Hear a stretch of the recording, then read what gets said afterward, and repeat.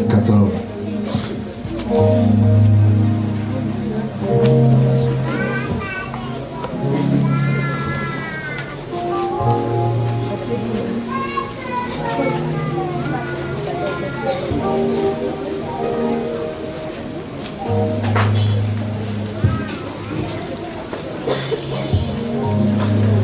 Est-ce qu'on peut le lire tous?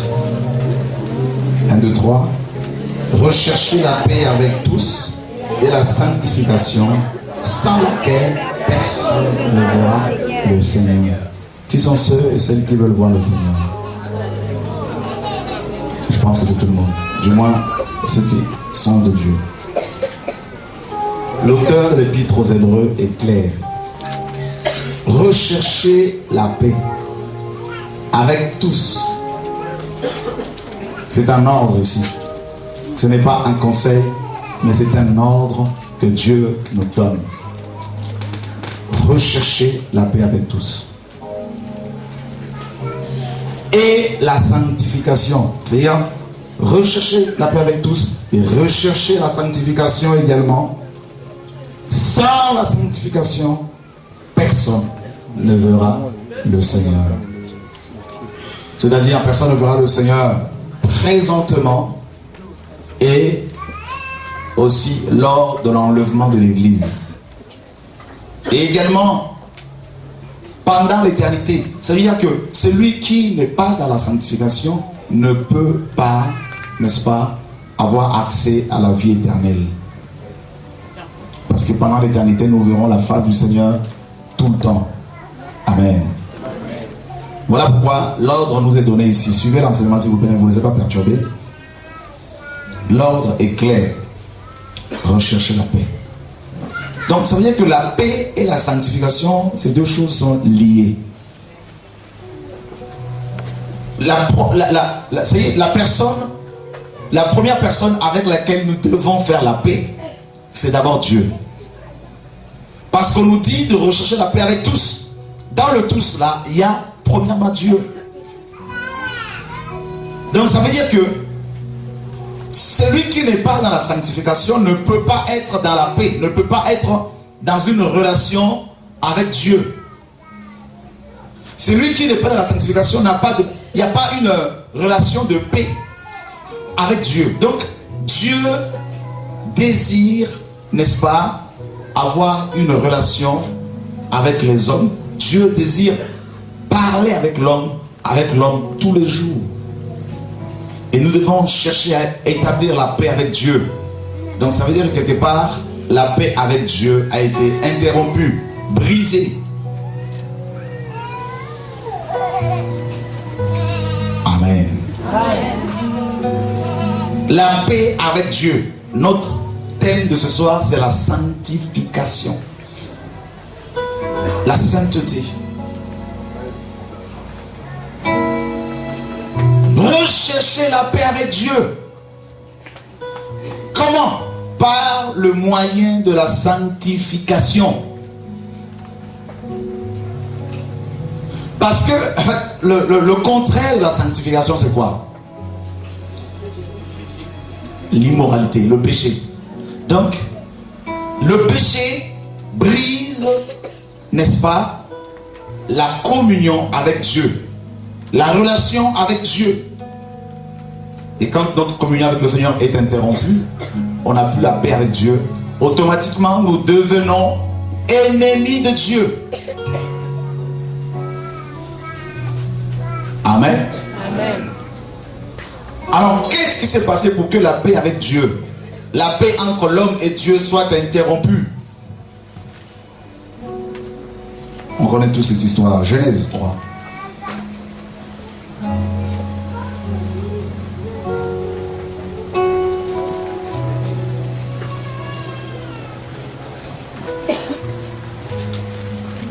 Verset 1er au verset 11. On va tous le lire.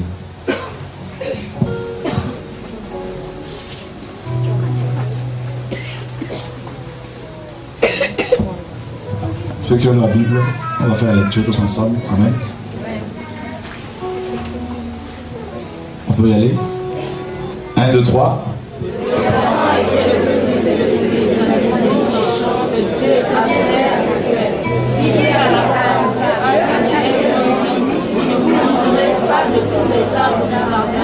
La femme répondit au serpent, nous mangeons du fruit des arbres du jardin, mais quant au fruit de l'arbre qui est au milieu du jardin, Dieu a dit, vous n'en mangerez point et vous n'y toucherez point, de peur que vous ne mouriez.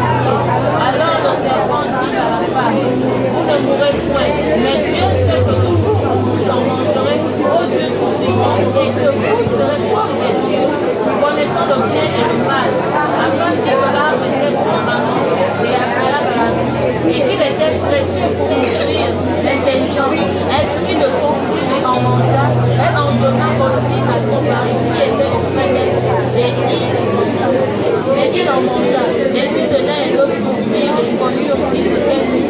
Et ayant conçu des feuilles de figuier, ils en firent des ceintures. Alors ils entendirent la voix de l'Éternel Dieu qui parcourait le jardin vers le soir. L'homme et la femme se cachèrent loin de la face de l'Éternel Dieu. Au milieu des arbres du jardin, l'Éternel Dieu appela l'homme et lui dit, où es-tu? Il répondit, j'ai entendu la voix dans le jardin et j'ai eu peur, parce que je me suis caché. Et l'Éternel Dieu dit, qui t'a appris que tu es? Est-ce que tu as mangé de l'arbre dont je t'avais répondu de manger? Amen. Regardez le verset 8. Alors ils entendirent la voix de l'Éternel Dieu qui parcourait le jardin vers le soir, et l'homme et sa femme se cachèrent loin de la face de l'Éternel Dieu au milieu des arbres du jardin. Alors que Adam vivait en parfaite communion, harmonie avec Dieu, il ne pouvait pas se cacher loin de la face de Dieu. Il ne se cachait pas. Tout le soir, Dieu venait parler à l'homme. Et quand l'homme et la femme vont tomber dans le péché, ils vont être dépouillés de la gloire de Dieu. Et le soir arrive, Dieu les appelle. Ils ont entendu la voix de Dieu. Ils l'ont entendu. Mais par contre, ils n'avaient plus la paix dans leur cœur. Ils n'avaient plus la paix avec Dieu. Il n'y avait plus la paix. La paix était brisée. Parce qu'ils n'étaient plus, les deux, l'homme et la femme, dans la sanctification. Et la seule solution pour eux, pour ne pas être consumés par la gloire de Dieu, c'était de se cacher. Alors, le verset 9 nous dit, mais l'Éternel Dieu appela l'homme et lui dit, où es-tu? Tout comme Dieu pose la question à l'église du Gabon, où es-tu, femme? Parce que Dieu a vu que Adam n'était pas au lieu de rendez-vous habituel. Alors Dieu, cet homme, il savait bien évidemment que Adam avait chuté, mais il voulait que Adam s'exprime. Dieu lui dit, mais où es-tu, Adam? Tu n'es pas au lieu de rencontre. Et Adam va répondre, j'ai entendu ta voix dans le jardin et j'ai eu peur parce que je suis nu et je me suis caché. Voilà le premier sentiment que l'homme va connaître après la chute, c'est la peur. La peur de la mort, la peur du lendemain, la peur des autres, la peur du regard des autres, la peur de la maladie, la peur, le premier sentiment que l'homme a éprouvé. Alors qu'avant sa chute, l'homme n'avait pas peur de la voix de Dieu. Mais là, il a eu peur. Pourquoi? Parce qu'il était nu. Et il s'est caché. Alors Dieu lui dit, mais qui t'a appris que tu es nu? Et lorsque nous allons dans Exode chapitre 20,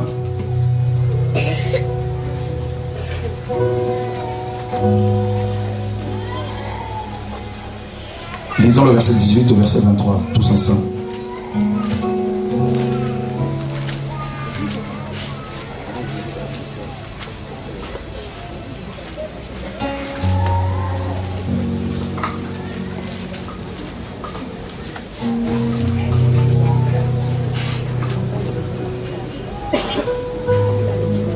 On peut y aller. 1, 2, 3. Tout le peuple entendait les tonnerres et le son de la trompette. Il voyait les flammes de la montagne vivante. À ce spectacle, le peuple tremblait et se tenait dans l'éloignement. Ils dirent à Moïse, parle-nous toi-même, et nous t'écouterons, mais que Dieu ne nous parle point, de peur que nous ne mourions. Moïse dit au peuple, ne vous effrayez pas, car c'est pour vous mettre à l'épreuve que Dieu donne.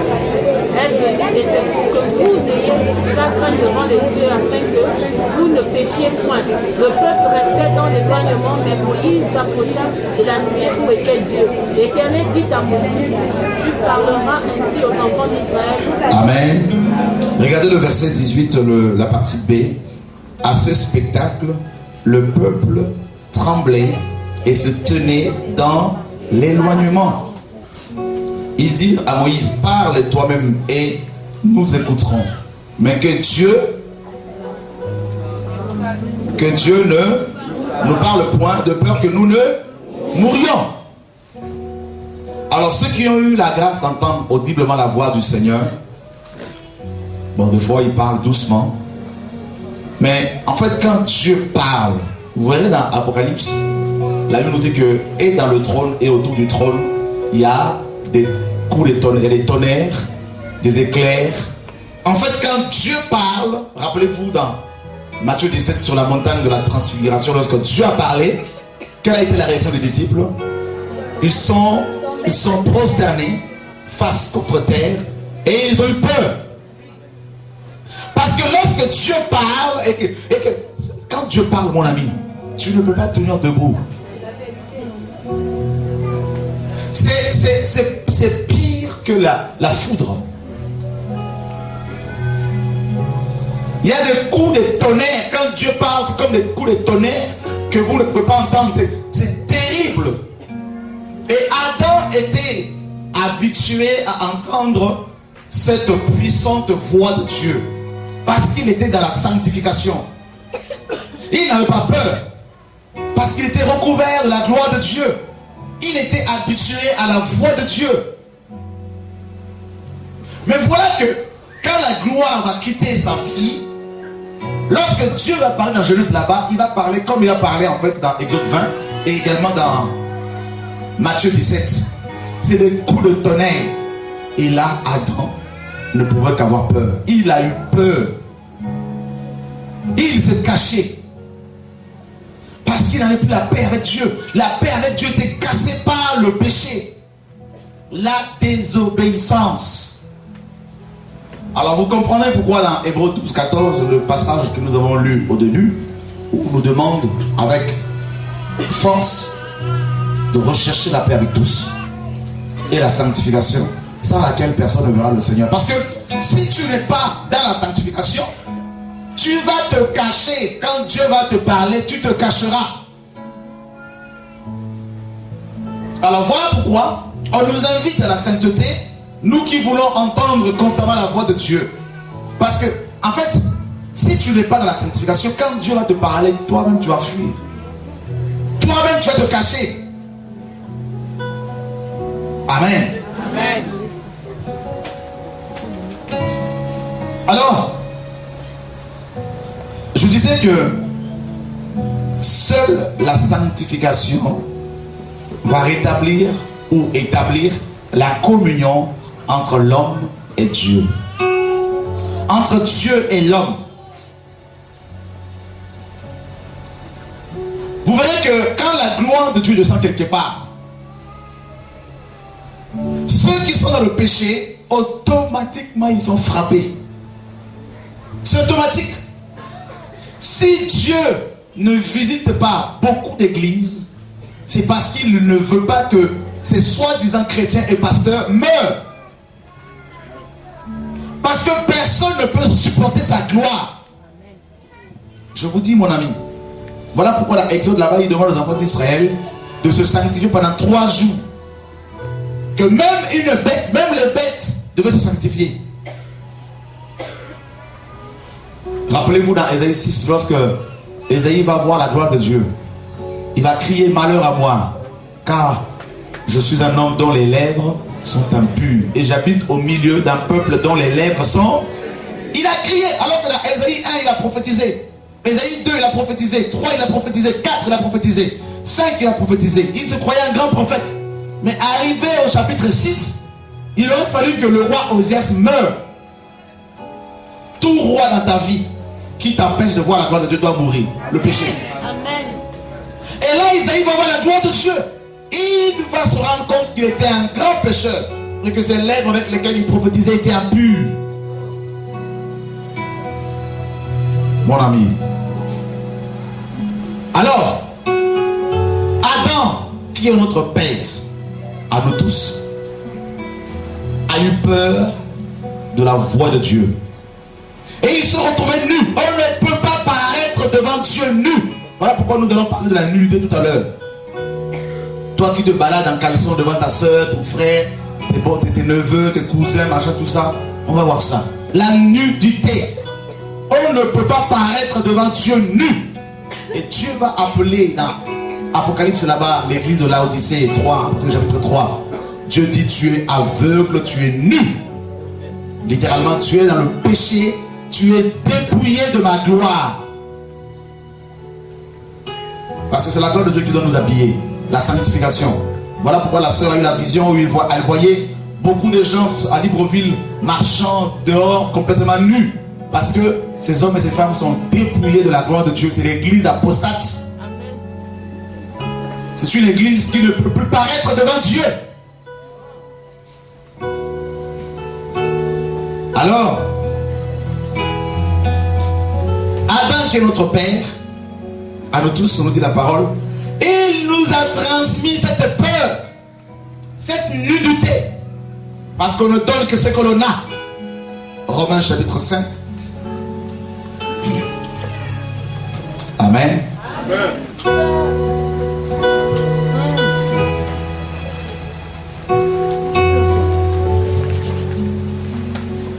Le verset 12, nous allons tous le lire.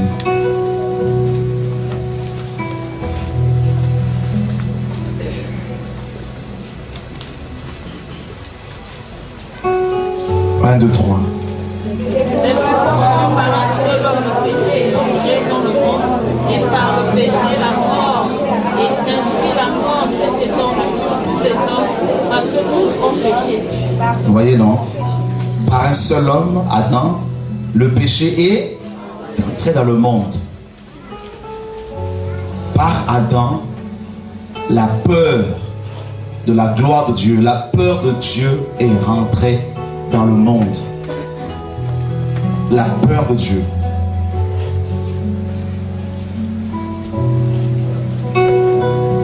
Par Adam, la nudité est rentrée. Les hommes se sont retrouvés nus. On ne donne que ce que l'on a. Adam a fui Dieu. Il s'est caché. Par Adam, nous avons, il y a eu c'est le pont qui nous reliait entre Dieu et nous. Ce pont a été brisé et l'homme fuit Dieu. L'homme fuit Dieu. Voilà pourquoi quand on parle de la sanctification, la crainte de Dieu, beaucoup de gens fuient. Même dans les églises, vous verrez que les vrais pasteurs qui prêchent la sanctification, leurs maisons ou leurs bâtiments d'église ne sont pas remplis. Parce que Adam a transmis en chacun de nous la peur de la sanctification, la peur de la vérité. On fuit et on a tendance à aller là où on nous caresse dans le sens du poil. Voilà pourquoi Jésus dira large, spacieux est le chemin, large est la porte qui mène à la perdition et beaucoup passent par là. Parce que en chacun de nous il y a la peur de la vérité. La peur de la lumière. On a tendance à se cacher dans les ténèbres. Parce qu'on est nu. Voilà pourquoi beaucoup de pasteurs vous diront, si tu veux avoir du monde ici, il ne faut pas prêcher sur la sanctification. Parce qu'il y a tel couple qui soutient le ministère alors qu'ils sont dans l'impudicité, dans le péché. On dit il ne faut pas dénoncer parce que c'est eux qui soutiennent. Parce qu'on a tendance à fuir. Nous avons reçu cette semence d'Adam.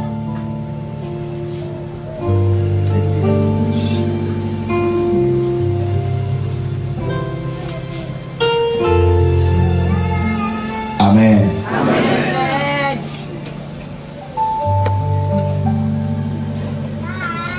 Alors la première personne avec laquelle nous devons faire la paix, c'est d'abord Dieu. Romains chapitre 5. Verset 1er.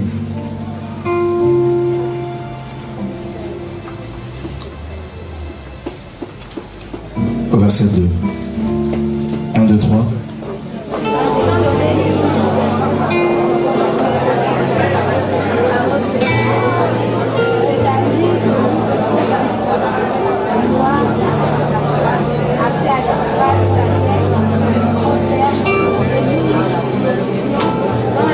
Le verset 10.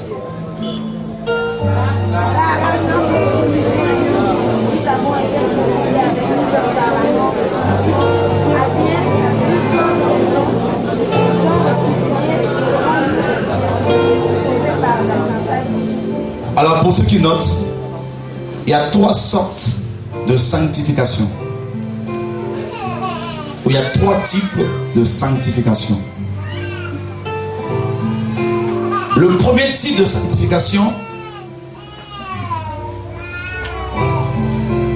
c'est, nous l'avons obtenu, nous avons été sanctifiés par la mort expiatoire de l'agneau. Dieu voulait à tout prix être en paix avec nous. Dieu voulait être en une parfaite communion avec nous.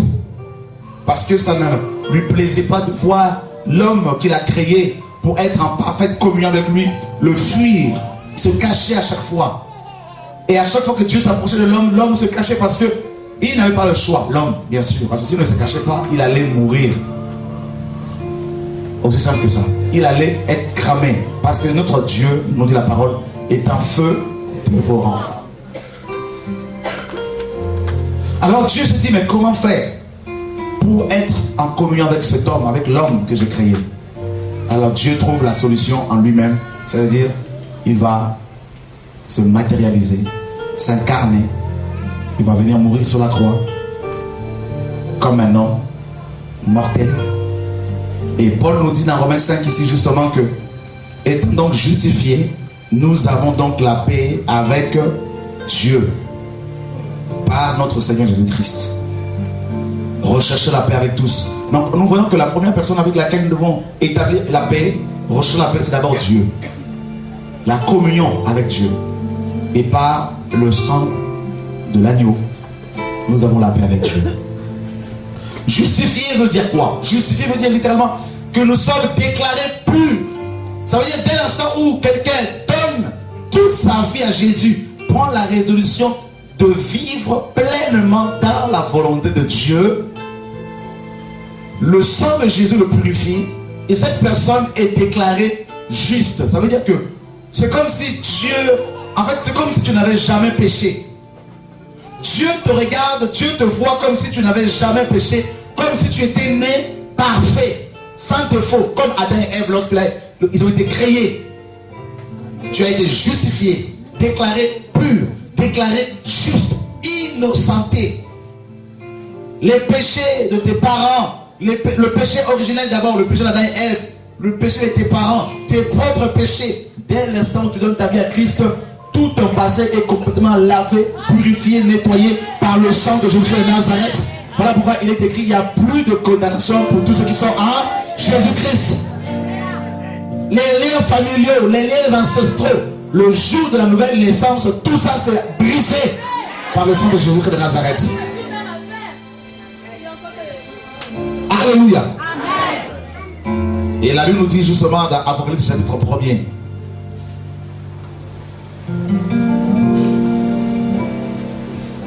le verset 6.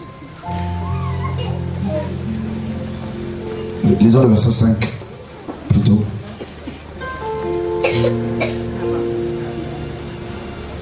On peut y aller tous ensemble? Apocalypse 1, 5. 1, 2, 3. Et de la part de Jésus-Christ, le témoin fidèle, le premier-né des morts et le prince des rois de la terre, à celui qui nous aime,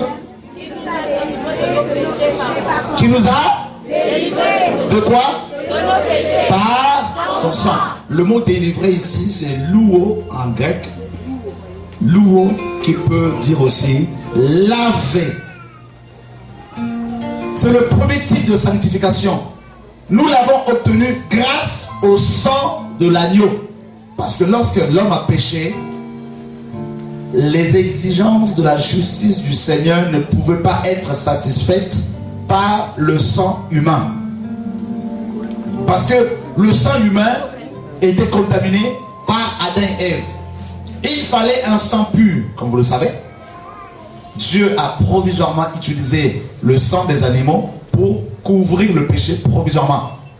Quand Christ va arriver, il va mourir et tout son sang va être vidé, son corps va être vidé de son sang. Parce que Dieu avait besoin d'un sang pur pour pouvoir purifier les hommes afin que les hommes paraissent de nouveau devant sa face. Et par le sang de Jésus, dit la parole, nous avons été délivrés du péché. Ça veut dire le péché d'Adam et Ève qui nous condamnait, le péché de nos parents. Voilà pourquoi le diable ne peut plus vous condamner par rapport au péché, aux actes que vos parents ont posés hier. Donc quand vos charlatans viennent pour vous parler de la délivrance, cure d'âme, et qui le remontent jusqu'à la 4e génération, alors que vous craignez Dieu, je parle à ceux qui craignent Dieu, alors que vous craignez Dieu, ça veut dire qu'ils remettent en cause le sacrifice de l'agneau, Jésus. La parole est claire. Son sang nous a délivrés du péché. Et dans le péché, il y a la condamnation. Il y a les actes que nos ancêtres ont posés. Donc on ne peut plus vous condamner par rapport aux actes de vos parents. Oui, parce que ton père a péché, voilà pourquoi tu souffres. Ça, c'est le passé. La parole est claire. À moins que tu ne sois pas un vrai chrétien. Mais les vrais chrétiens, lors de la nouvelle naissance, ils sont délivrés des liens familiaux, des liens ancestraux, de la malédiction familiale ancestrale. Ils sont délivrés du péché. Et ils sont déclarés saints. Voilà pourquoi Paul dit, quand il a écrit ses épîtres, il s'est adressé aux saints d'Éphèse, aux saints de Rome, aux saints de Thessalonique, c'est-à-dire des personnes mises à part. Ils ont été délivrés, ces hommes et ces femmes, et mis à part pour servir Dieu. Alors, maintenant pour vous servir de nouveau, pour vous dépouiller, on vient, parce que vous avez des combats, des problèmes. Tout de suite c'est les démons, tout de suite c'est les liens familiaux, ancestraux. Alors que Dieu permet aussi des problèmes dans nos vies pour nous enseigner, pour que nous soyons dépendants de lui. Amen.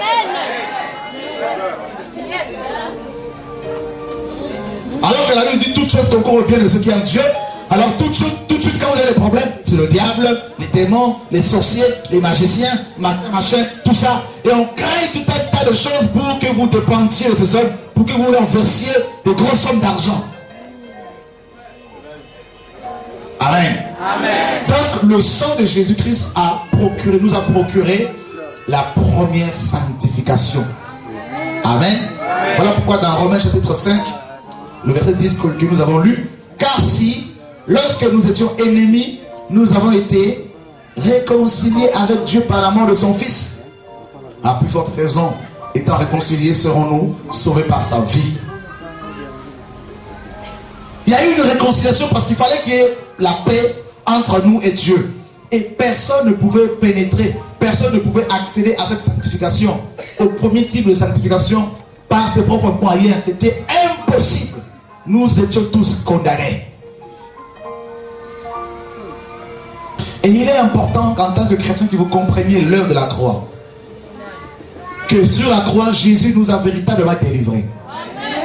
Donc ça veut dire que si toi qui te dis chrétien, tu pratiques encore un péché, ça veut dire qu'il y a un problème. Voilà pourquoi Jean pouvait dire dans 1 Jean 3, il dit celui qui pratique le péché est... Parce que le sang de Jésus-Christ t'a délivré du péché. Alors comment toi qui te dis chrétien, qui est délivré du péché, tu vas encore être soumis au péché? aurait un problème. Alors voilà pourquoi nous disons que nous avons beaucoup plus de religieux dans nos bâtiments d'église que de chrétiens. Parce que les religieux ne sont pas délivrés du péché. Mais les véritables disciples de Jésus, le jour de la conversion, ils sont délivrés du péché. Donc comme si tu es délivré de quelqu'un, la personne en question ne peut plus te dominer. Avant, le péché nous dominait. Mais en Christ, on est délivré. Tu peux parler en langue, tu peux prophétiser, mon ami, et être religieux. Amen. Voilà pourquoi beaucoup pratiquent le péché, mais ils ne sont pas délivrés. Ils ne sont pas sanctifiés. Donc si Jésus revient, ils restent. S'ils meurent comme ça, ils vont en enfer. Pasteur ou pas, apôtre ou pas, chantre ou pas. Quelqu'un qui est délivré du péché ne pratique pas le péché. La parole est claire. Tu peux avoir la connaissance de la parole, mais là n'est pas le problème. La connaissance ne sauve pas. C'est le premier type de sanctification. Hébreux chapitre 10.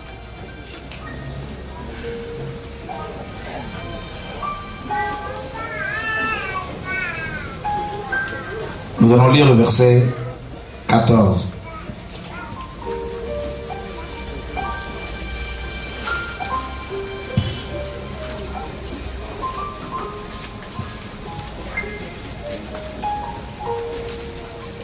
Un, deux, trois. Car par une seule offrande. Par une seule. Ça veut dire quoi l'offrande là? C'est quoi l'offrande? Le sacrifice de Jésus. Amen. Donc, est-ce qu'il s'est sacrifié deux fois? Est-ce qu'il a versé son sang 2 fois? Alors, vous qui invoquez le sang de Jésus encore, vous qui le blessez de nouveau pour récupérer son sang, pour couvrir vos maisons, vous avez à vous repentir. Parce que son sang a coulé combien de fois? Il y a eu combien d'offrandes là? Une seule offrande. Nous avons à nous repentir. Vous blessez encore Jésus, vous prenez son sang pour couvrir vos maisons, vos voitures, vos chaussures. Alors que le sang égale la vie. Vous le faites saigner toujours, à chaque fois.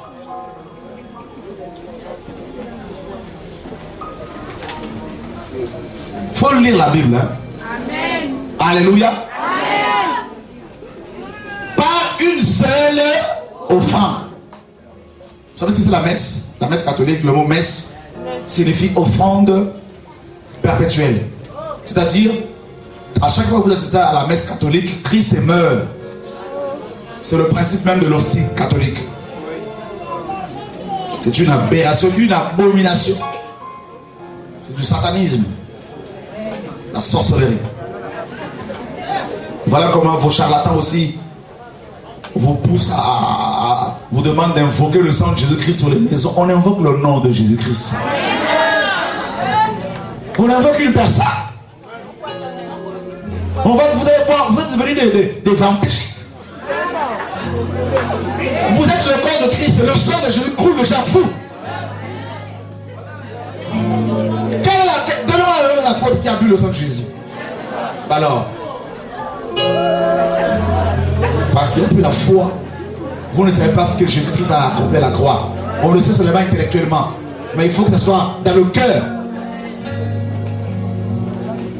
Oh, je marche sur le tapis du sang de Jésus-Christ. Le sang du Dieu vivant. Toi, mortel, tu vas marcher dessus. Quel sacrilège! Vraiment. Vous foulez le sang de la grâce. Romains, Hébreux 10 nous dit. Romains quoi? On a à se repentir. Par une seule offrande. Il a amené pour toujours ceux qui sont à la sanctification, à la perfection. Ça veut dire que Christ, en mourant sur la croix, il a obtenu pour nous la perfection.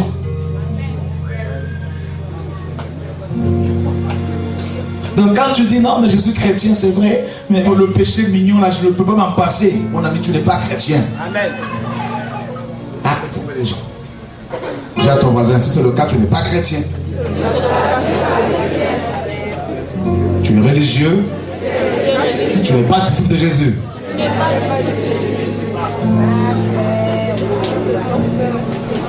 Vous croyez que Dieu va envoyer son fils mourir comme un animal, verser tout son sang à la croix pour que nous demeurions encore dans le péché? Hein?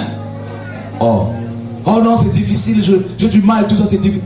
Regardez, quelqu'un qui est sanctifié par le sang de Jésus-Christ, à la conversion, Dieu te voit saint, tu es saint, tu es saint. Ce n'est pas les saints catholiques qui sont tous blancs. Sainte Marie, elle est blanche. Saint Joseph, il est blanc. Saint machin, il est blanc. Saint machin, il est blanc. Les Chinois sont où? Les machins sont... C'est de... Dis à ton voisin, c'est de la bêtise. Les saints dont parle la Bible, ils étaient vivants. Aux saints qui sont à haut. D'ailleurs, on les appelait saints. Plus saints que chrétiens. Nous avons à revenir à la parole. On va s'appeler de plus en plus saints. Je vais visiter l'assemblée des saints de Gabon, de Libreville. Voilà. Amen. Le langage biblique. Parce qu'ils étaient mis à part par le sang de Jésus. Et celui qui est sanctifié par le sang de Jésus ne peut plus avoir peur de la voix de Dieu. Parce qu'il est réconcilié avec Dieu. La réconciliation. Nous devenons automatiquement par Jésus-Christ enfants de Dieu. Alors un enfant n'a pas peur de la voix de son père. Voilà. Amen. Amen. Ça c'est le premier type de sanctification. Si tu n'as pas connu ce premier type de sanctification, le deuxième là, c'est même pas la peine. Tu ne peux jamais y arriver.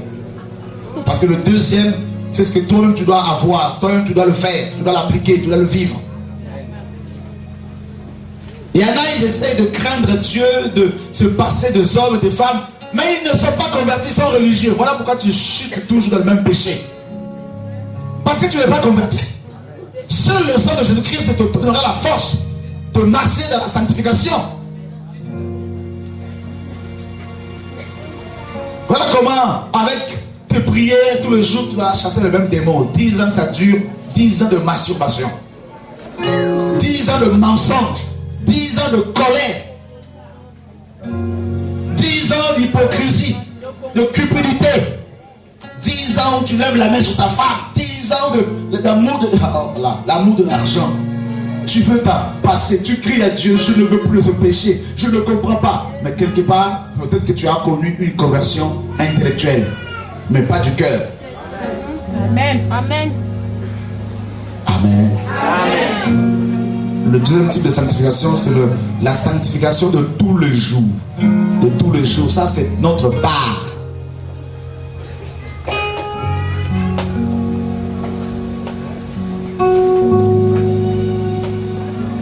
Amen. Amen.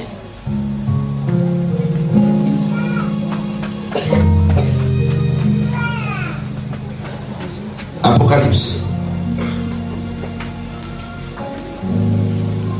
Chapitre 22. Nous allons lire le verset 11.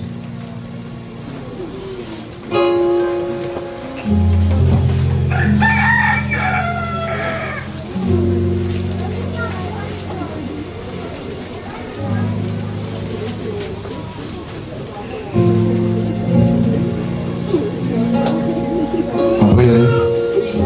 1, 2, 3. Celui qui est soit encore injuste, que celui qui est souillé se souille encore, et que celui qui est juste pratique encore la justice, et que celui qui est saint se sanctifie encore. Ah, que celui qui est saint. Donc que celui qui est saint, c'est-à-dire la première sainteté ici, le premier mot saint se réfère au premier type de sanctification que nous avons obtenu par le sang de Jésus. Nous avons été mis à part. Mais il ne faut pas s'arrêter là. Il y a un travail que tu dois faire chaque jour jusqu'à ta mort. Tu dois te conserver dans cette sanctification-là. Donc, tu es sanctifié premièrement. Et deuxièmement, tu dois te sanctifier. Que celui qui est sanctifié, c'est-à-dire mis à part, se sanctifie encore. Que celui qui est juste c'est-à-dire justifié par le sang de Jésus, se justifie encore. C'est tous les jours, mon ami, parce que la mort peut t'attraper à n'importe quel moment. Pose-toi la question, si tu meurs là, tu iras où? Toi seul connais ta vie, tu connais ton cœur mieux que personne. Mais si tu meurs là, toi qui remets toujours au lendemain, Amen. les choses que tu dois faire maintenant. Amen. Voilà pourquoi, tout le jour, nous devons nous sanctifier. Paul dira, je traite durement mon corps, je le tiens assujetti. Parce que nous pouvons nous souiller. Il dit que celui qui est souillé se souille encore.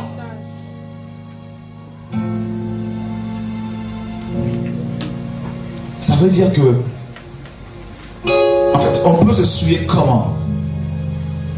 Par les yeux, ce que tu regardes.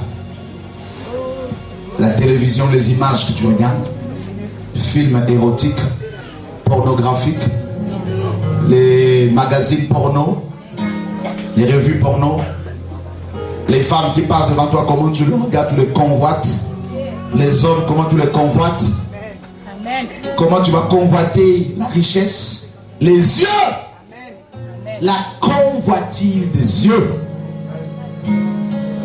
Oh Seigneur.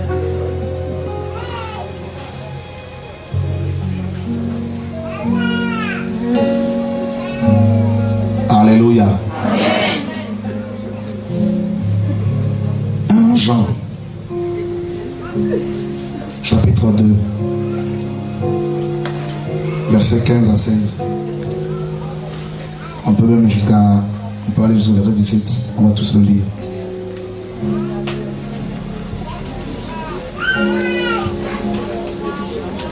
Jean 2, 15 à 17.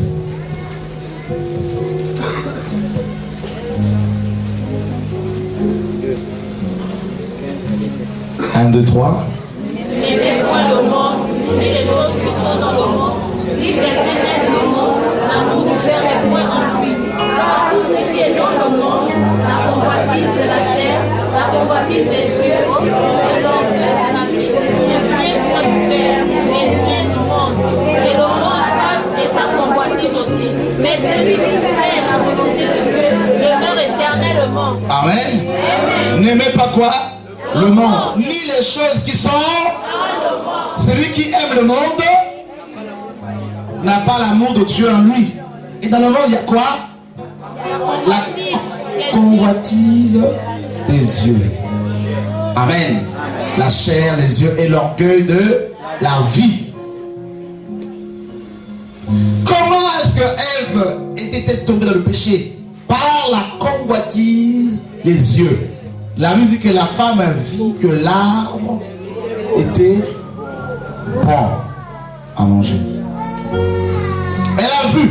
Et pourtant, à chaque fois que Ève passait devant cet arbre-là, elle le voyait, mais elle ne le convoitait pas.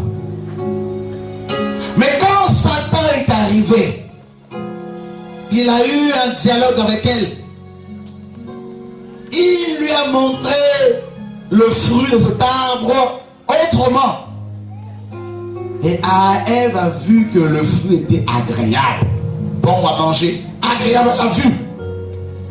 Mais ce qu'elle ne savait pas, c'est que derrière cette beauté factice, il y avait un venin mortel qui allait détruire sa communion avec Dieu, détruire sa vie spirituelle, même sa vie éternelle.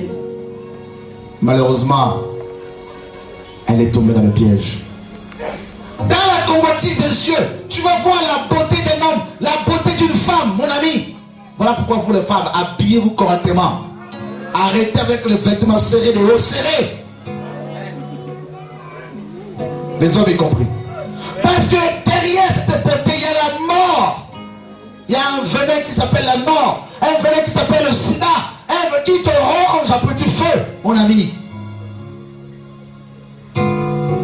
Tu as l'impression que tu vas te faire du plaisir. Mais derrière ce plaisir de 5 minutes, il y a le venin, la mort. Amen. Tu peux attraper une maladie sexuellement transmissible, mais tu peux attraper plus grave encore. La maladie, tu vas l'attraper, toute la maladie spirituelle, la destruction de ta vie spirituelle, la communion avec Dieu. Amen. En parlant du sexe. Amen. Mais Ecclésiaste nous dit que la chair n'est jamais satisfaite. La convoitise a détruit beaucoup de communes, beaucoup de personnes, beaucoup de vies. Les yeux, mon ami, les yeux. On peut s'en servir pour voir la gloire de Dieu. On peut aussi s'en servir pour se détruire. Pour faire partir la gloire de Dieu. Parce que l'ennemi n'a pas changé sa stratégie. Il va venir avec des pensées impures. Regarde cette femme. Regarde cet homme. Regarde-le. Regarde-la. Les pensées vont descendre au niveau de ton cœur. Et comme Jean nous dit, tu vas concevoir le mal. Tu vas d'abord concevoir par la convoitise. Et tu vas enfanter. Et tu vas enfanter quoi? La mort. Tu peux convoiter les femmes d'autrui. Tu peux convoiter comme Samson. Convoiter l'argent. L'amour de l'argent. Tu peux convoiter les maisons. La maison d'autrui. La voiture d'autrui. Tu peux convoiter beaucoup de choses. La convoitise. Oh frère, je voudrais avoir des chaussures comme toi. Je voudrais avoir la convoitise doit t'amener à la compromission. Parce que tu veux avoir à tout prix ce que l'autre a. L'envie. Amen. Ça détruit la sanctification. Et s'il n'y a pas la sanctification, il n'y a plus la communion avec Dieu. Et si on n'a plus la communion avec Dieu, on a la communion avec les démons. Comme Paul dit, je ne veux pas que vous soyez en communion avec les démons. Tous les jours, tu dois te sanctifier. Qu'est-ce que tes yeux regardent? Tu peux aussi te souiller avec les oreilles, ce que tu entends, les critiques, les murmures. Amen. Sur un frère, sur une sœur.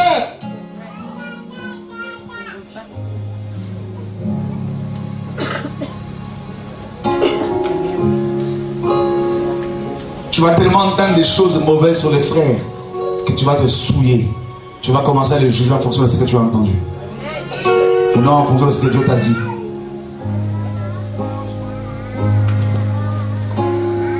La foi vient de ce qu'on entend de la parole de Dieu. L'incrédulité vient de ce qu'on entend aussi. Ce qu'on entend vient de la parole des hommes. Des soupçons. Tu vas t'asseoir pour critiquer. Tu vas prendre ton téléphone, tu appelles pour critiquer, condamner. Tu te soules les oreilles et l'esprit est éteint, étouffé. Tu peux te souiller par la bouche. Éphésiens chapitre 5.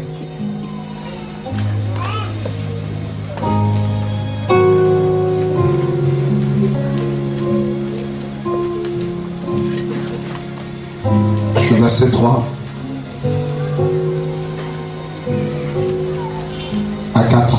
Que la débauche, ni aucune impureté, ni la cupidité ne soient même pas nommées parmi vous, ainsi qu'il convient à des saints. Qu'on n'entende ni paroles grossières, ni propos insensés ou équivoques, choses qui sont contraires à la bienséance. Qu'on entende plutôt des actions de grâce. Tu ne peux pas. Il y a des paroles, des propos que tu ne peux pas tenir. Parce que c'est malsain.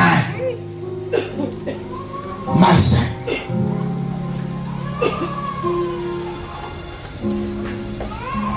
Tu te mets à injurier les gens avec des propos malsains.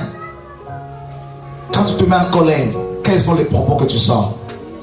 Après tu te réponds, pardonne-moi, pardonne-moi. Mais tu vas insulter les gens avec des gros mots.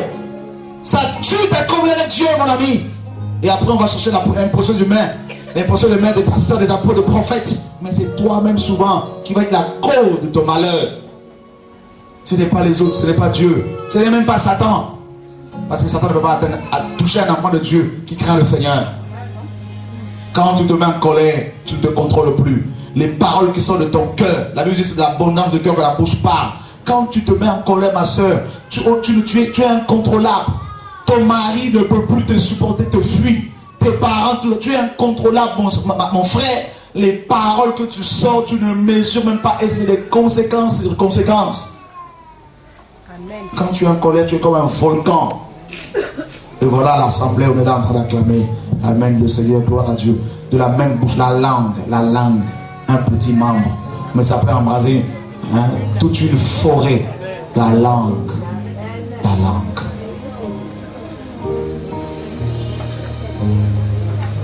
Quand tu discutes avec ton frère, ta soeur, il place un mot, toi tu en as placé 10.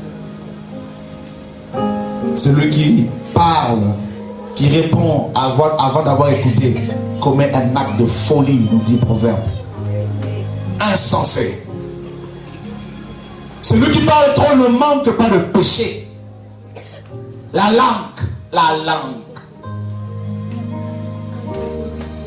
Tu peux insulter tes parents, tu peux insulter tes enfants, tu peux les maudire.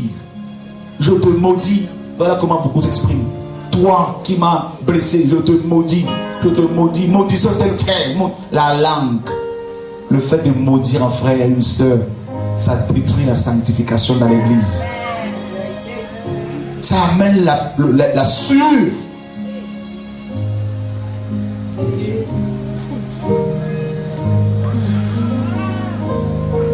Au travail, quand les clients viennent te voir, tu es au bureau, tu parles mal aux gens. Toi qui te dis chrétienne, tu es à l'administration, tu réponds mal aux gens, visage fermé.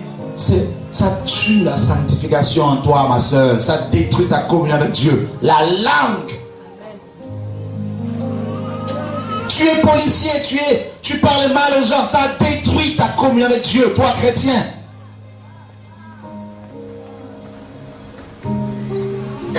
Amen. Il n'y a pas beaucoup d'amen ce soir.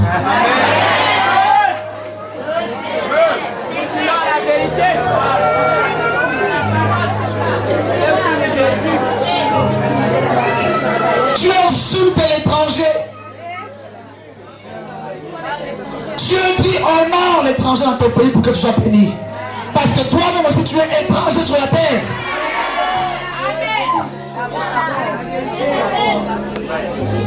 Tu insultes celui qui t'a accueilli dans son pays aussi. Quand je vois la plupart des chauffeurs de taxi, c'est des étrangers. Comment ils parlent mal aux gens. Mais un pays qui t'a accueilli, sois au moins reconnaissant. Qui te donne le droit de pouvoir conduire, te délivre un permis de conduire. Sois reconnaissant. Il te délivre une carte de séjour. Tu insultes les gens. Tu grilles le feu rouge. Quelqu'un veut parler, il ne faut pas qu'il parle. Toi, chauffeur, tu parles mal aux gens. Il n'y a pas la sanctification dans la bouche. Il y en a quand ils se mettent à parler, tu as envie de fermer les oreilles. Parce qu'ils sont des impuretés. Voilà comment il n'y a plus la présence de Dieu dans la vie de beaucoup de chrétiens.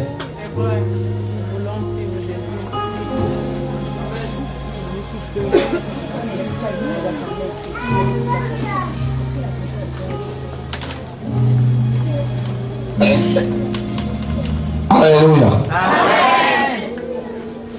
Même si tu me détestes. Sans la sanctification.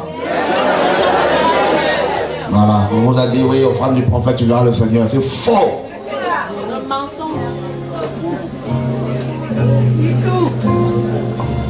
Tu verras ton pasteur, oui. Avec l'offrande du prophète, tu as accès au pasteur.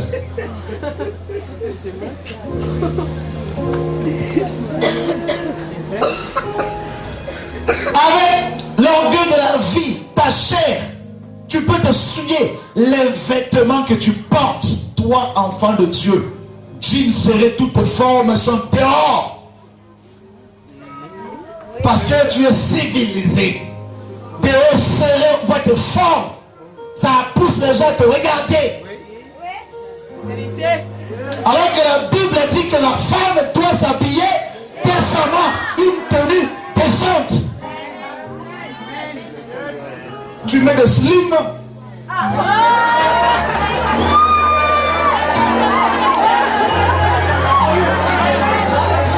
Écoutez, on doit pleurer normalement.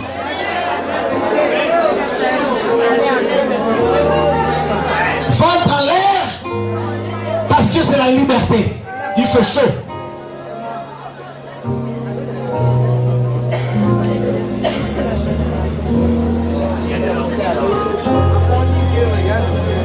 Alléluia. Est-ce que vous me suivez? Il faut que la cassette soit bien enregistrée pour que tout le monde reçoive le message. La tenue vestimentaire.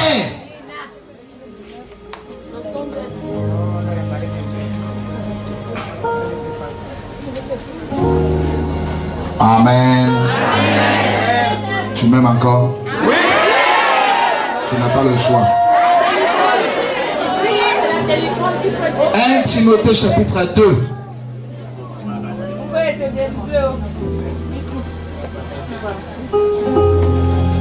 Verset 9 à 10. Nous allons tous le lire.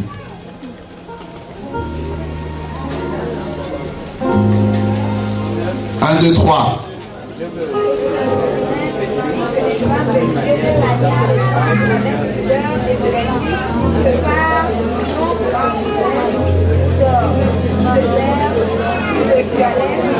Je veux que les femmes vêtues de quelle manière? De manière décente. Tout ce qui est extravagance, vous pouvez porter de l'or, c'est pas interdit, mais c'est l'extravagance. Quand vous commencez à vous mettre des maquillages, je ne sais pas comment, à outrance, vous devenez superficiel. Des cheveux de toutes les couleurs.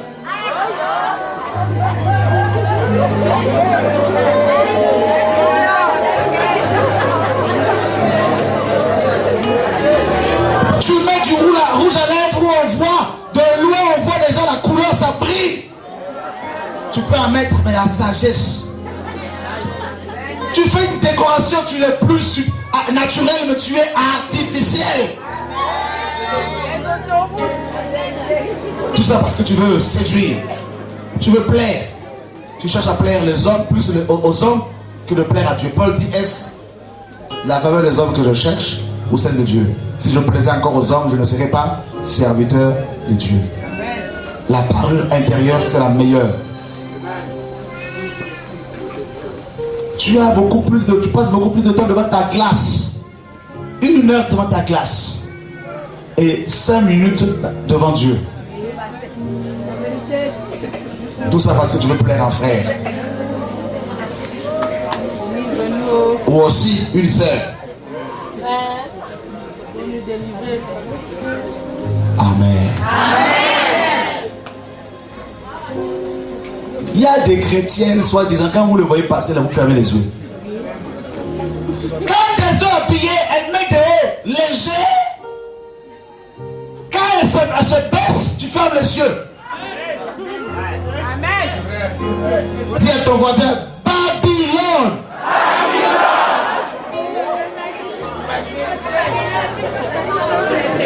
Tu vas regarder ton voisin comment il est habillé, ta voisine. Dis-lui, la prochaine fois, sois propre.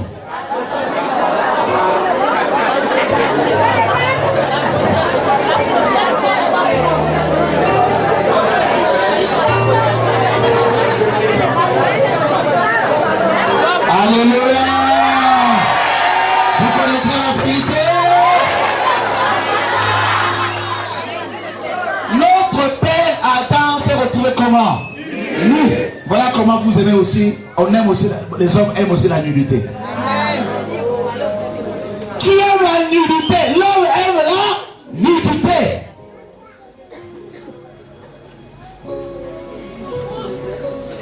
En France, il y a une ville où il n'y a que de nudistes. Ils sont nus. Papa, les parents, les enfants, ils vont travailler nus. Nus tout le temps.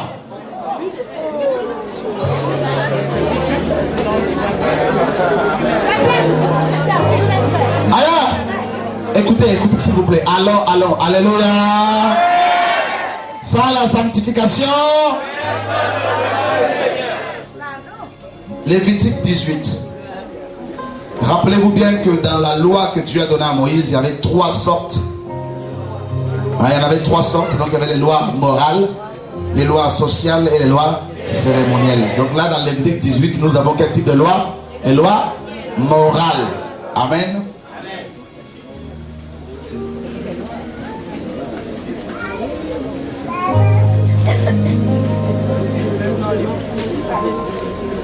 Lévitique 18, verset 6. On va descendre. On peut y aller tous ensemble? 1, 2, 3. Nul de vous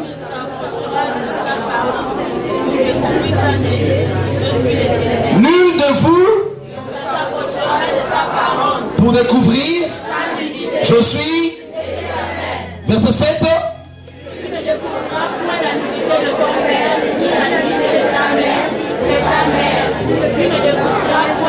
Verset 8.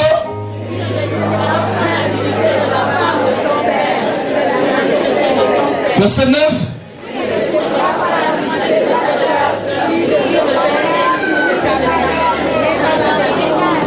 Verset 10.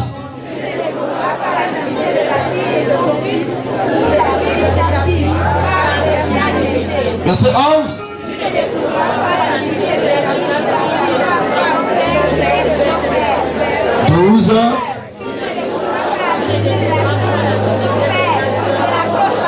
Verset 13.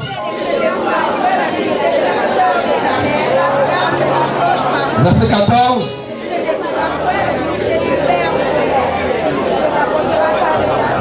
Verset 15.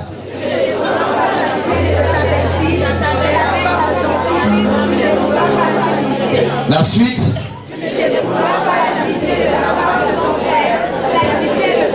« 17.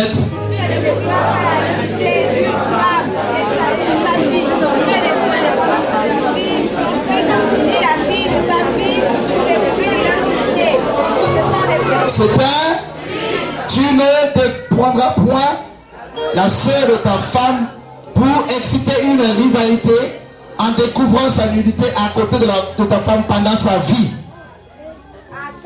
Est-ce que c'est Chora Pétou qui l'a inventé? Donc dans ta maison, quand tu vois la nudité de ta soeur, ton voisin, c'est un crime. Oh, c'est normal chez nous, nous sommes éduqués comme ça. Ta soeur qui se balade ou ton père avec son caleçon dans la maison et toi, enfant, tu es là, tu attrapes. Dis à ton voisin, c'est l'enfer que tu te dis.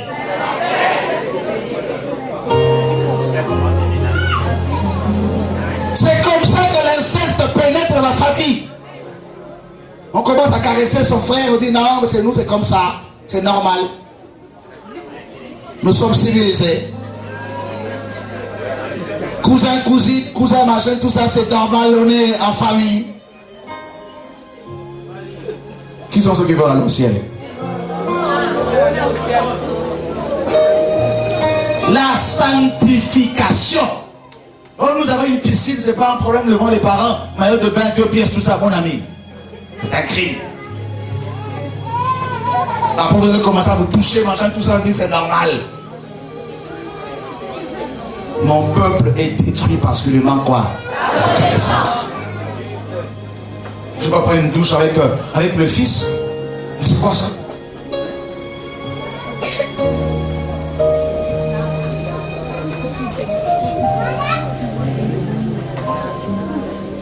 Oh non, c'est mon cousin, tout ça, on peut ensemble. Cousin, la parole est claire. La parole est claire.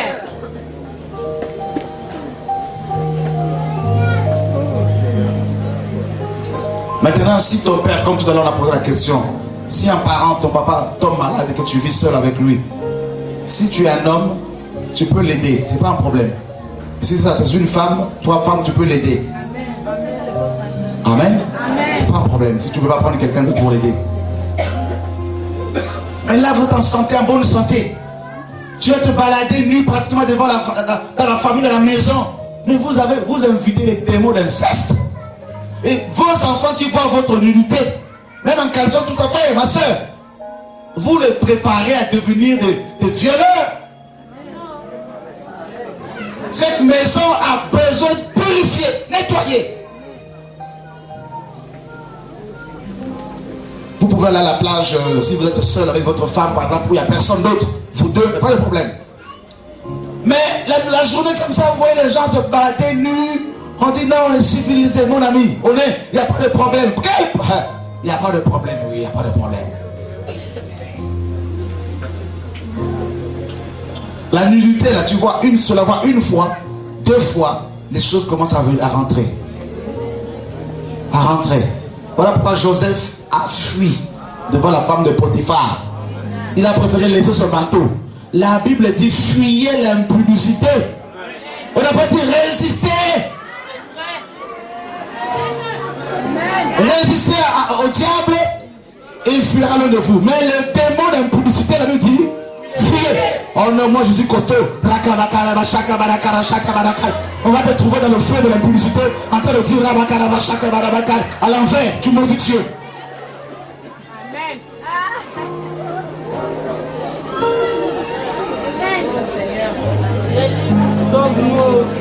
Tu vas parler au passé, hein? Quand j'étais, Dieu me parlait. Quand j'étais, tu es où? Adam. Quand j'étais, c'est le passé. Mais présentement, tu es où?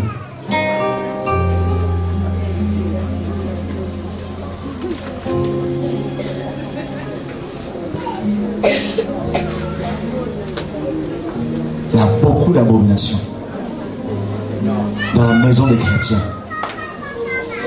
Beaucoup d'abominations. On fait semblant dans nos églises.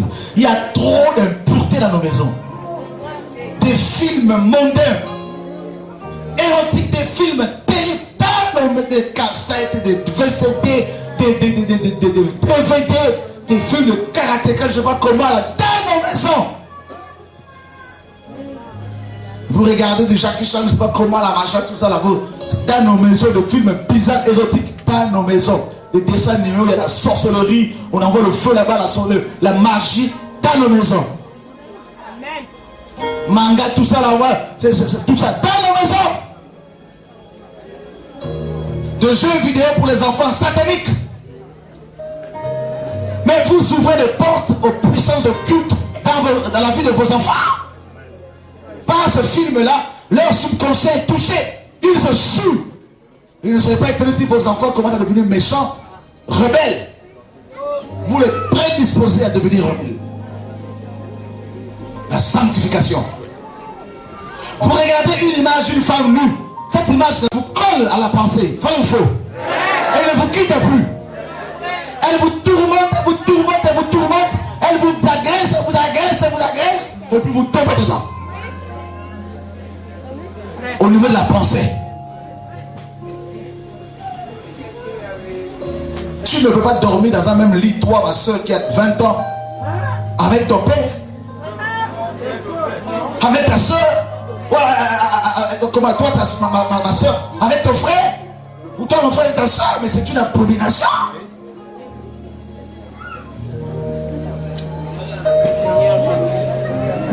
De qui se moque-t-on? Sans la sanctification. J'espère que vous voulez voir Dieu au Gabon, non? Ce qui fait revenir, la chose qui fait revenir le Seigneur dans une nation, c'est la sanctification. Quand le peuple se sanctifie, Dieu descend.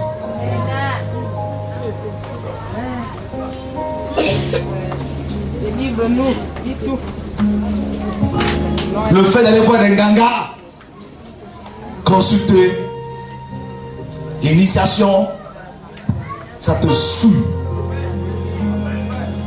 L'astrologie, ça te saoule. Oh, moi je suis poisson, moi je suis l'horoscope, tout ça là. Mais si tu es poisson, va là-haut. Que fais-tu sur la terre ferme? Tu as une queue, va là-haut. Scorpion, tu as du venin, c'est pas étonnant. Alors que Dieu dit de dominer sur les oiseaux, du ciel, sur les animaux, de la terre et sur les poissons. Toi, tu préfères ressembler aux animaux. Mon peuple est détruit parce que le manque la connaissance.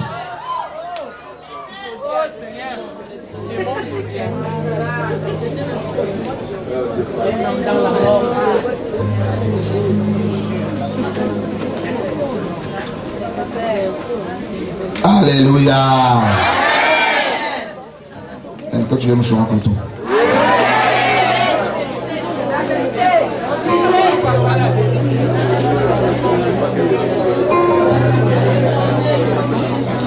Lévitique 18. Verset 19. Tu ne t'approcheras point d'une femme pendant son impureté menstruelle pour découvrir sa nudité. Oh non, c'est pas un problème. Non, c'est un problème. Tu n'auras pas commerce avec la femme de ton prochain pour te suivre avec elle. Tu ne livreras aucun de tes enfants pour le sacrifier à Moloch. Et tu ne profaneras point le nom de Dieu. Je suis l'Éternel. Tu ne coucheras point avec un homme comme vous couchez avec une femme. Le mot sexualité, c'est quoi? C'est une abomination. Tu ne coucheras pas avec une bête pour te suer. La zoophilie. Amen.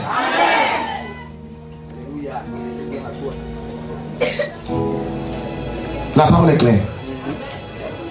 La parole est claire. 1 Thessaloniciens chapitre 4.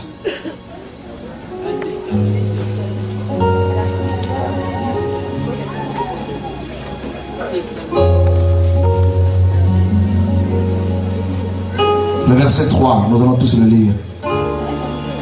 Au verset 8. Vous y êtes là? Non.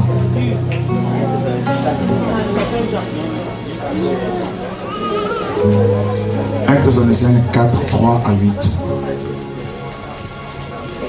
Yeah. Yeah. Yeah. Yeah. 1, 2, 3. C'est que Dieu veut votre... Dis à ton voisin, ce que Dieu veut, c'est ta sanctification.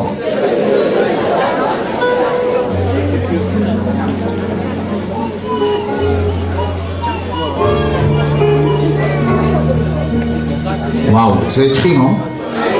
Continuons. C'est que vous vous absteniez de l'impudicité, de la débauche. Et regardez le verset 4, 1, 2, 3.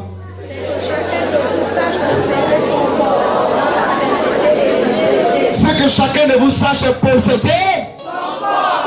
Dans quoi? Et l'honnêteté. Regarde. On nous a souvent parlé de la possession démoniaque. Oui, mon corps est possédé, je suis possédé. Mais là maintenant, toi-même, tu dois te posséder. C'est ce que Paul nous dit. En gros, tu dois être maître de toi-même. Tu dois posséder tes pensées, c'est-à-dire gérer tes pensées. Tu ne peux pas empêcher un oiseau de passer par-dessus ta tête, mais tu peux l'empêcher de faire un nid sur ta tête. Ça veut dire que tu ne peux pas empêcher les mauvaises pensées de venir vers toi. Mais tu peux empêcher ces pensées de s'asseoir. Tu dois posséder tes pensées, ton cœur. Tes jambes ne doivent pas te conduire chez la femme d'autrui. Tes pensées ne doivent pas t'amener à convoiter. Possède ton corps dans la sainteté, non dans la prospérité financière. Dans la sainteté et l'honnêteté dans les affaires. Même si tout le monde te rejette, même si ta famille te rejette, mon ami, mais à partir de ce soir, commence à posséder ton corps de la sainteté. Quand tu t'habilles, regarde-toi, est-ce que l'habillement que je porte, est-ce que ça plaît à Dieu ou pas? À la maison, là, tu vas prendre dans la maison, dans ta chambre, si tu vis seul, fais tout ce que tu veux. Tu es seul, tu peux rester en petite tenue. Mais quand tu es dans le salon où il y a du monde là, possède ton corps dans la sainteté. Tu vas mettre ton corps. Oh non, on est si bénuré. Les démons aussi dansent avec toi. Le verset 5. 1, 2, 3.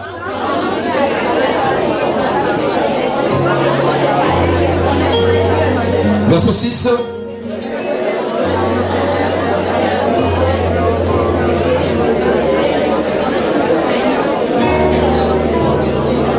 Verset 7. Car Dieu ne nous a pas appelés à, mais à à la sanctification. Dis à ton voisin, Dieu t'a appelé. Qui veut savoir son appel? Alors dis à ton voisin, ton appel, c'est la sanctification. Voilà, c'est aussi simple que ça.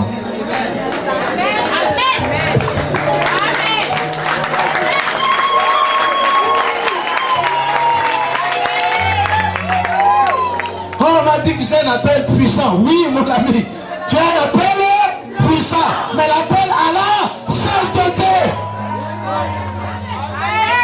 La sanctification. Quand il y a un appel puissant, là, tu as le concubinage. Quel appel tu cherches encore? Dis à ton voisin, Dieu t'appelle. Dieu t'a appelé à la sanctification. Et non à l'impureté. Oh, Dieu va comprendre. Dieu est amour. Dieu m'aime.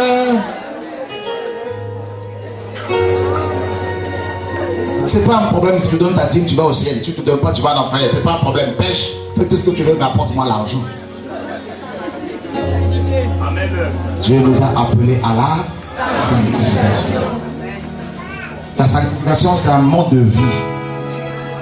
Il t'appelle à cette sanctification. Le deuxième type de sanctification, tu dois être dedans tous les jours. Amen. Tu vois un homme passer, une femme d'autrui, tu vas même faire un accident, mais le dimanche, alléluia, tu es le premier à danser avec ta dîme. Tout ça là, c'est la religion. Tu peux tromper tout le monde, mais Dieu, lui, tu ne peux pas le tromper. Alors le message de la sanctification n'est plus tellement prêché dans les assemblées. Parce que justement, beaucoup ne veulent pas voir Dieu. Sans la sanctification, oh mon petit copain, mais Dieu ne veut pas te donner un petit copain, il veut te donner un copain complet, le mari.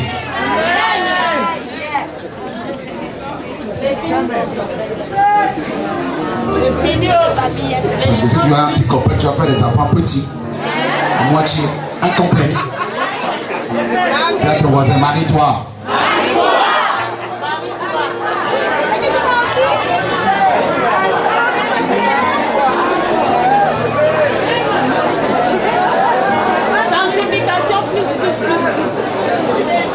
J'aime ça. Et là, quand c'est comme ça, ça descend. Dis à ton voisin, va pas voir le frère Chora pour la prière. Si tu es dans un péché, arrête d'abord le péché. Parce que Dieu n'exauce pas le pécheur. Mais si quelqu'un fait sa volonté, celui-là, Dieu l'exauce. Dis-lui encore, le frère Chora n'est pas Dieu. Il n'exauce pas le pécheur. C'est Dieu qui exauce. Règle d'abord ta vie. Voilà. Le manque de pardon. Rechercher la paix avec eux. Oh mon père, je ne peux plus parler. Dis à ton voisin, sorcellerie. Oh mon père nous a envoûtés, on nous a dit au combat que c'est mon père, dis à ton voisin. La Bible dit, bénis tes ennemis.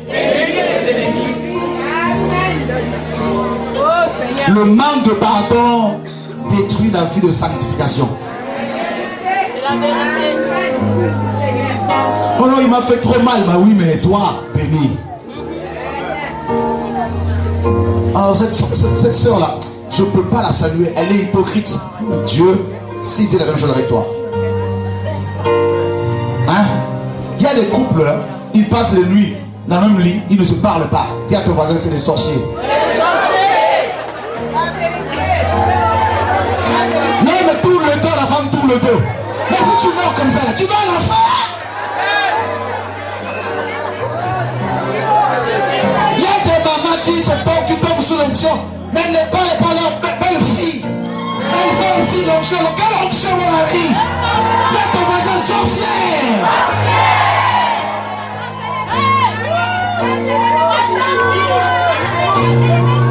Nous disons tout ici.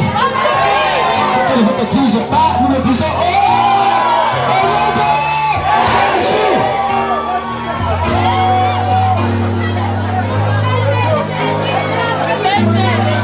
On vous a trop caressé la face du poil. On vous a conduit à l'enfer. Mais Jésus est arrivé. Il est en train de vous arracher de l'enfer, mon ami. Vous connaîtrez la vérité, vous vous franchirez. Le Gabon a reçu l'évangile. Ah, quel beau pays. Tu as raison. Oh, ma belle fille là, je peux pas l'aimer. Elle fait souffrir mon fils. Mais toi, maman, si tu es chrétienne, fléchis les genoux.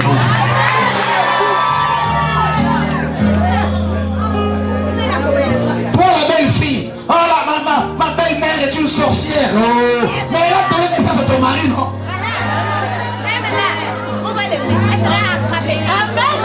Si elle est sorcière, alors ton mari aussi est sorcière. Parce que les chats donnent naissance aux chats.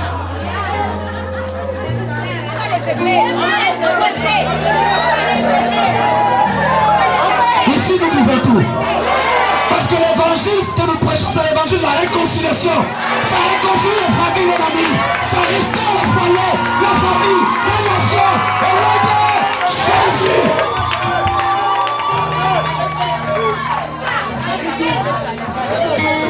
C'est l'amour.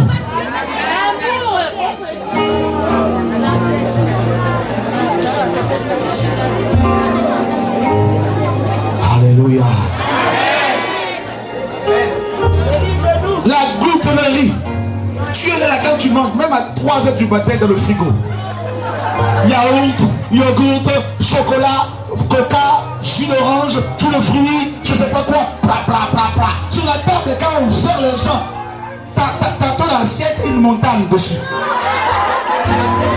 Tu te sers, c'est comme si tu étais seul. C'est comme s'il y avait la guerre, c'est comme s'il y avait une guerre qui arrivait. Vous allez manger comme un fuyard. Dis à ton voisin, impureté.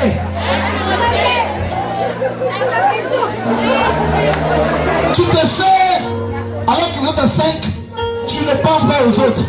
L'égoïsme, ça c'est de l'égoïsme. Tu es là, tu regardes la scène et dis waouh.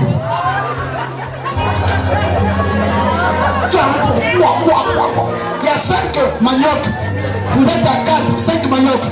Toi tu te sors le premier, tu prends 2. Dis à ton voisin, voleur.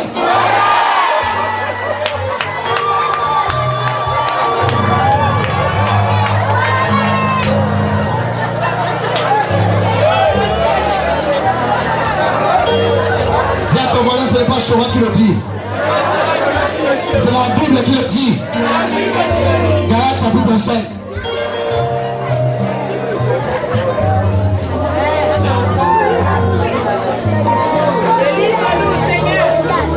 Moi je regarde, quand je mange avec les gens, je regarde bien les assiettes. C'est là que je note. Il y a 6 maniocs. La personne 3 maniocs, c'est déjà bras. Mais celui il mange comment? Lui il mange comment là? Il y en a, ils ont pour Dieu leur ventre. Ils pensent pas aux autres. C'est pas la sanctification ça. Vous croyez que c'est seulement par rapport aux femmes? Galates chapitre 5. Verset 16. On va le lire tous jusqu'au verset 21. Les choses qui tuent la sanctification.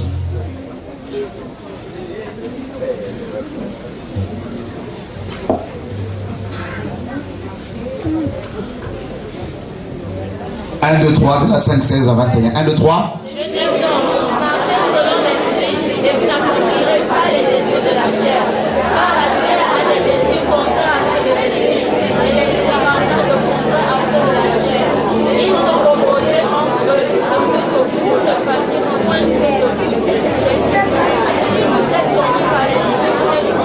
Verset 19. Or, ce sont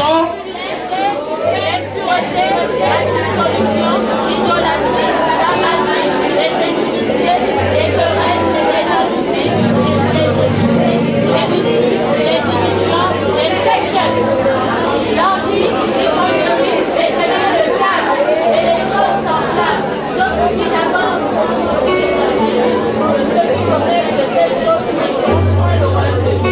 Les excès,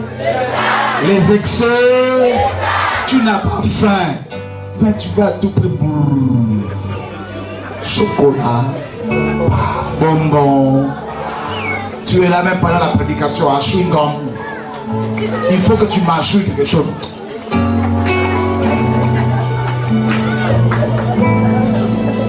Philippiens 3 nous dit qu'il y en a, ils ont pour Dieu leur ventre.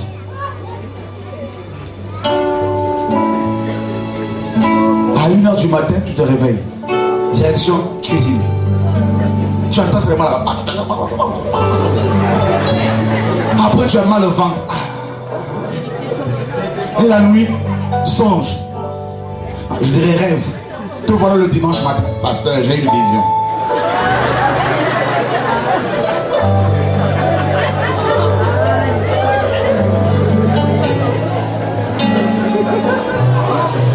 L'idolâtrie, dis à ton voisin, l'idolâtrie. Ah, moi, je ne peux pas me passer de mon pasteur. Hein. Je l'aime trop. Dis à ton voisin, aime-le encore.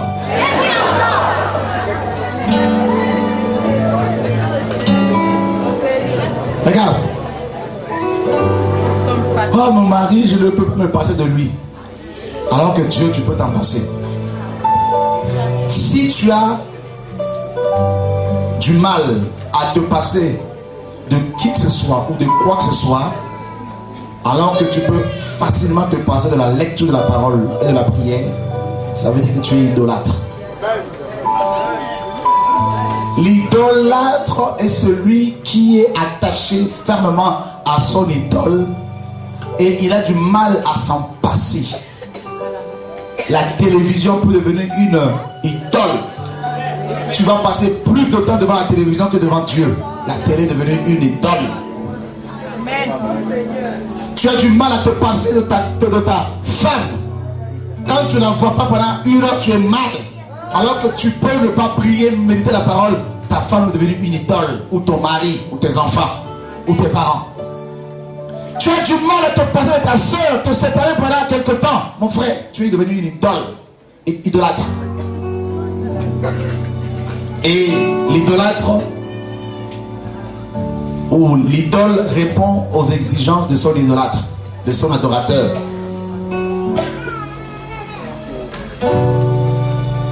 Voilà pourquoi par rapport au mariage, la Bible dit que l'homme quittera son père et sa mère et s'attachera à sa femme. Ça veut dire que beaucoup de gens, ils voudraient bien se marier, ou ils sont mariés, mais ils sont encore idolâtres des parents. Ils ont du mal à se passer. La Bible dit il faut qu'il y ait un détachement, que tu sois en mesure, que tu sois capable de subvenir à tes propres besoins et aux besoins de ton foyer. Mais si tu es idolâtre, tu auras des difficultés à t'en passer. Et c'est ça qui est grave. Ça tue la sanctification. Et si tu n'as pas la sanctification, tu ne sauras jamais la volonté du Seigneur pour toi. Tu es un homme, mais tu peux pas te passer de ta mère. Alors que tu as 40 ans, 35 ans. Tu es une femme, tu peux te passer de ton père. Mais il faut que tu t'en passes pour que tu sois attaché à ton mari maintenant.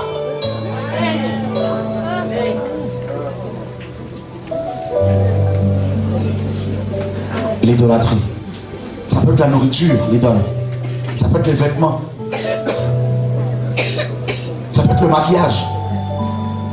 Ça peut être toi-même. Tu t'aimes tellement que tu as du mal quand tu souffres un tout petit peu des mots.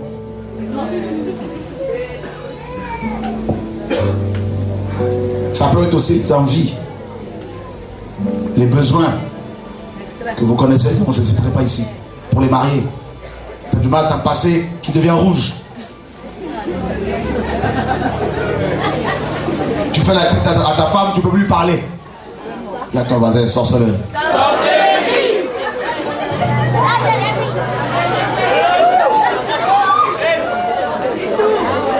L'argent. Quand tu n'as pas l'argent, comment tu te comportes? Tu te sens mal, tu trembles. Tu es nerveux. Dis à ton voisin, maman. Là, maman est ton Dieu. Vous comprenez pourquoi beaucoup d'hommes leur disent pour qu'ils aient l'argent? Parce qu'ils sont idolâtres de l'argent. Ils aiment tellement l'argent, quand on dit la dîme n'est plus d'actualité, ils sont prêts à te tuer, à porter des fausses accusations pour qu'on me rapatrie. Mais malheureusement, c'est la confusion. suis plus Gabonais que eux-mêmes là. Ah oui? Je vous dis, bientôt là, je veux être gabonisé.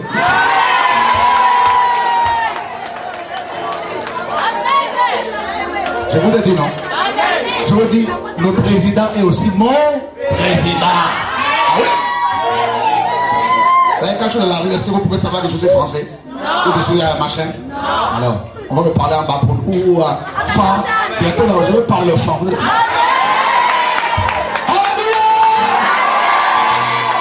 Laissez-moi vous dire une parenthèse. Il y a des Batékés ici, non?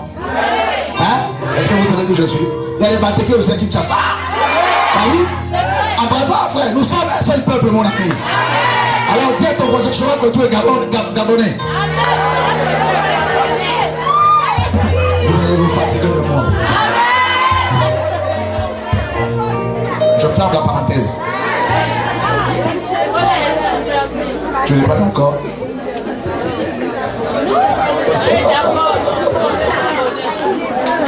Ils te feront la guerre. Mais ils ne te vaincront. Toute arme forgée contre toi sera. Et toute langue qui se lève contre toi en justice sera. Nous sommes les inattaquables, mon ami. Inattaquables. Plus tu m'attaques, plus je deviens dangereux. Plein d'actions, plein de messages, plein de feu. Au nom de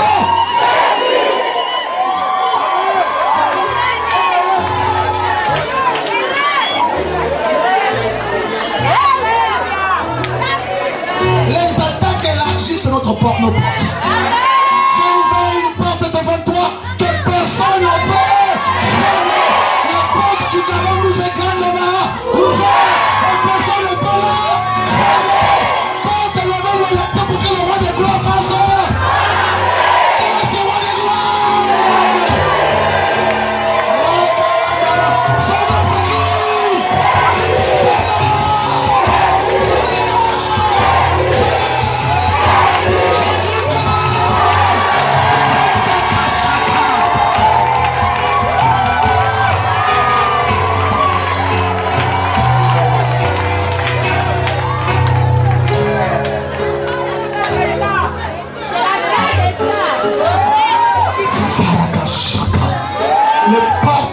Les portes s'ouvrent, le père du Gabon s'ouvre, et le roi de gloire est en train de venir au Gabon.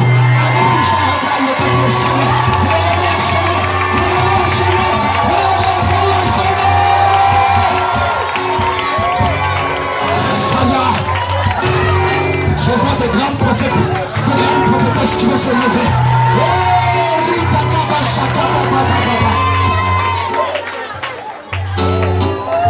Sans trembler, la justice. Sans trembler, fort et sous